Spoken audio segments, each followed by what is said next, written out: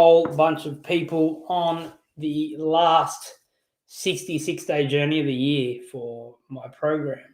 But I had a really interesting question, which seems to be a repeating thing over the last probably 6 to 12 months. And today's live Q&A is all about tracking calories and whether it's good for you or not.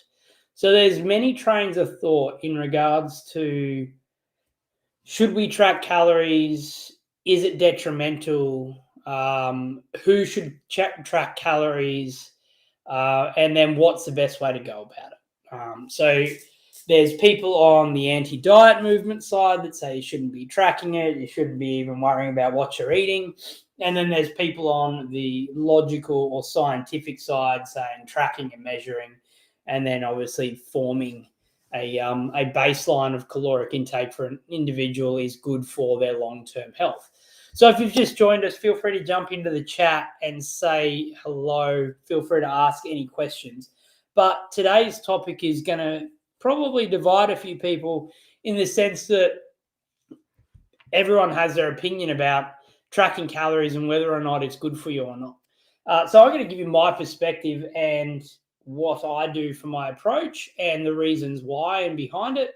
And then you can make your own decision, because just like anything, nutrition is something we need to understand ourselves and understand our own levers and motivational factors as to why we overeat, why we gain excessive weight, things like that. So we really should start with like tracking calories and defining what tracking calories is. People love to get on the social media bandwagon and say, hey, I don't believe in tracking calories because it forms an unhealthy relationship with food and you become too obsessive. But to me, there's two forms or two layers of tracking calories. And depending on you as a person, will dictate where you need to start, or where you should start, or where you should even look at starting if you're on the latter side of not really being interested in tracking sorts of things. So my first step with every client that we've got is track it. So I am a fan of tracking calories, but not as you would think. So let me explain that. I'm a fan of tracking calories to improve self-awareness around your own destructive behaviors. Now, that means the first stage I get every client to work on is tracking in the form of a self-awareness exercise. So there's no restriction. There's no manipulation of what we tell you can and can't eat. There's some basic sound nutritional guidelines that are based on a whole heap of scientific research, but there's no forcing anyone to do anything. So this track it philosophy, my step one approach is just simply that: recording the food you put in your mouth, being honest with it, and working out where the trends or risk points are for the individual.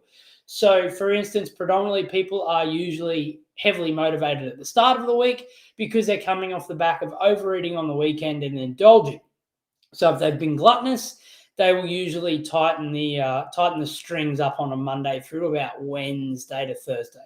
And then once we obviously have our social events and things like that creep in over the weekend, we can see ourselves blowing out nutritionally there. So in that term, if we talk about tracking calories, we're not manipulating caloric intake anyway whatsoever. We're simply just observing. So if we talk about self-awareness, this is actually good for everyone. Regardless of whether you're one of those anti-diet people that just wants to partition or give yourself a narrative bias to support your own body type, which is cool. You should be confident in your own skin, or you're a person that really wants to dig into the data and understand where you could be going wrong. What tracking essentially does when we do it right, so not restricting our caloric intake, when we simply track our calories, this will give us a baseline of whether we're eating enough, whether our current nutritional strategy is effective for long-term health or our goals. And then also, if we're doing a lot of things right, there may be something else underneath or underlying that's causing the issue. So if we talk in terms of like thyroid conditions and all those types of other stress-related responses and stuff like that, if you are relatively well controlled with your nutrition, but you're putting on weight or you can't shift weight, there could potentially be something like a metabolic disease or whatever underlying these causes, right? So that's why we track it.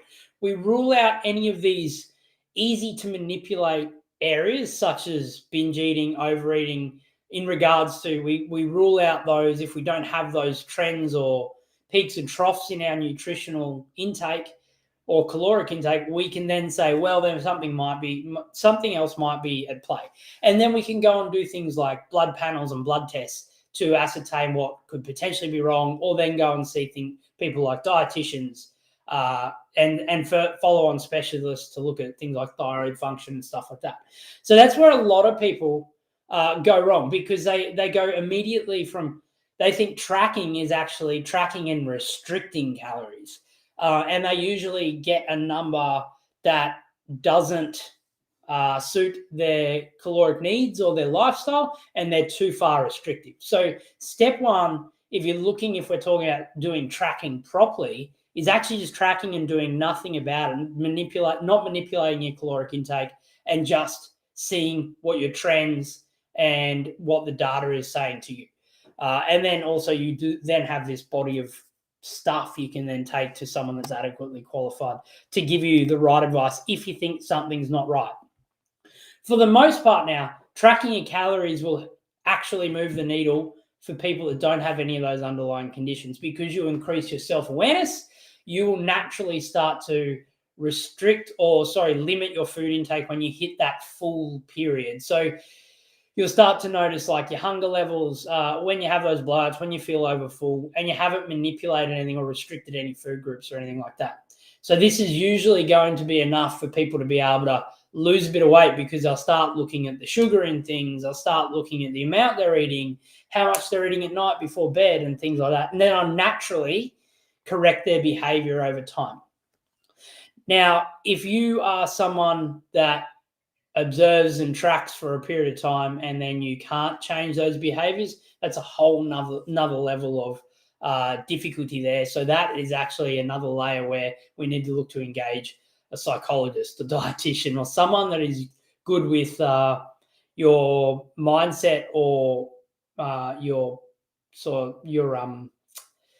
perception of how you view and value food. You need to actually engage someone on a professional level. If you can't moderate intake, you're binge eating, you're overeating, you simply can't control it, that's not a place for a PT to tell you need to start restricting calories or whatever. You need to go and see someone that's adequately qualified.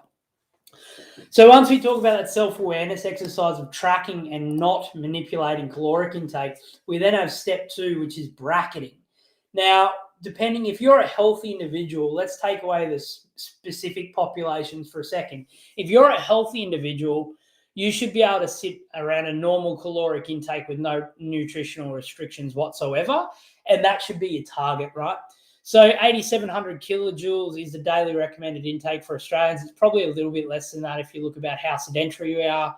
But if you start at that 8,700 kilojoules or whatever that works into calories, that's your bracket, right? You want to hit a few hundred kilojoules above and below every day. So over the average, you'll maintain weight. If you want to lose weight, you can drop that down a little bit, but you shouldn't be looking at long-term restrictive diets to sort of get you there. If we've tracked it and we have enough data and we've gone enough on that self-awareness journey, we should be able to start to manage a healthy bracket towards caloric intake. And that's about where my advice sort of is meant to stop. So we talked about those bracketing requirements going in over restrictive diets. This is usually formed by someone getting the wrong advice. So following an Instagram fitness influencer's daily diet, you see those idiots posting what I eat every day. And then you get your ideas from that, or getting it from the wrong areas. So if you're really looking to find your right caloric bracket, you aim for the industry average that's obviously passed on by scientific research and adequately qualified people. Then if that doesn't shift the weight, if you're looking to lose weight, you should then look at obviously only slightly decreasing calories so it's not dangerous for you. But you should also, if you feel lost at any stage, you should be reaching out to a dietitian or someone that's qualified to work on working out what your daily caloric intake and needs should be. And then if we have those restrictions based on dietary factors such as celiac disease and all those things, you need to have a look at meal plans and things like that that customize around your individual needs. And then finally, on that bracket side, if you have an unhealthy relationship with food and you're binging or overeating, following someone on Instagram or someone that's giving really broad term advice, even me for that perspective, for that matter, if you've got an unhealthy relationship with food, that is potentially a psychological issue or something else in a deep-seated value set that you need to actually go and see someone about. Quite often when I get clients through the door, it's actually not the fitness side of things, it's also more so their mindset and actually getting them to realize their self-destructive behaviors. And with patterns and habits, these could be with you from a very long time due to formational learning years as teenagers or young adults and things like that. So if you find like you're following really these base recommendations and you can't move the needle, regardless if you're an anti-dieter or whatever, whatever fad you want to jump on, if you can't track your calories and then understand where your risk periods are and your blowouts occur and just your self-destructive behaviors and you can't modify them, then if you can't follow broad, scientifically accepted advice by caloric intake and then you're not losing weight, if you can't do any of those things, you need to enlist the help of someone professional. Don't waste your time trying to figure it out yourself. Go up that next layer and get someone that's done this before time and time again that's qualified. Because nutrition is obviously one of the key underpinning elements to your health. And if you're ruining that by just yo-yo dieting and following every fad you see on social media, you're not doing yourself any help. The biggest thing is, or the quickest thing you can do to get on the right track is actually get the right person in your corner. The final step that I get people to do, and we're talking, this is just self-awareness 101, is tracking things like sleep, stress, stimulants, and steps. So we talk about tracking your food as well, and sitting in that. We talk about tracking the food intake. Sorry, I got a bit sidelined there from one of the comments on the chat. Tracking these things will also let you know if you are doing the right things in other areas of your life that could be derailing your weight loss journey or your fitness journey. So if you're not getting enough sleep, that's going to have a direct reflection in your weight management. Same with stress and stimulants. So if you get really stressed and you treat it with sugar, alcohol, food, whatever, that's obviously going to affect your weight loss journey.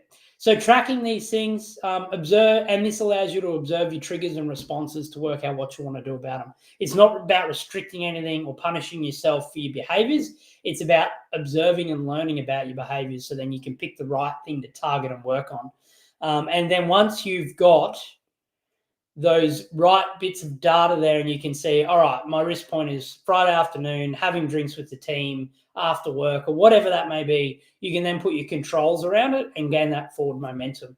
And regardless of, like I keep saying, this anti-diet movement that says you shouldn't be tracking calories and doing whatever, and healthy body image is the body you're in. If you talk about long-term sustainable health, it is irrefutable. If you have large amounts of visceral fat around your organs, it is a leading precursor to lifestyle-related disease.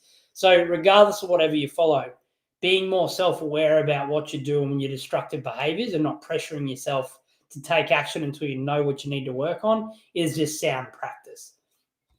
So like I said, the big thing, I'll re-emphasize this, when not to track calories. If you have an excessive restriction or excessive behavior, seek help. If you think you have an underlying condition, go and see someone that's adequately qualified. If you track all this stuff and you still can't unlock this yourself, you need to go and see someone and enlist the help of a professional. If you have that unhealthy relationship with food, it is not your fault potentially. You might have been given this as a child, as a teenager, during your young adult years, whatever that may be, but seek help, get someone else to help you on your journey. Okay, so kicking on now, feel free to pop any questions. We have the little weekly Q&A. Usually people are pretty quiet, but we have a couple of people in here. Old KB, hey mate, it's one of my long-term clients there. I hope you're crushing it today. I hope you got something out of this little quick live as well. Oh, here's a good one. Yes, mustache is control. Yeah, isn't that? It's lovely. Everyone should get a mustache if they could do it. It adds at least 10% to your lifts and fitness. I can guarantee it. All right, so no one in the chat. Beautiful. That is fine by me. Thank you very much, team. Remember to like, follow, share, subscribe, whichever channel you're on to receive more notifications. Or if you're interested in having a chat and learning more, check out minimalismfitness.com. All right, team, stay safe. Don't listen to those fools out there, and make sure when you go on these journeys, you are doing the right thing by yourself. And if you ever feel like you need, reach out to ask any further questions.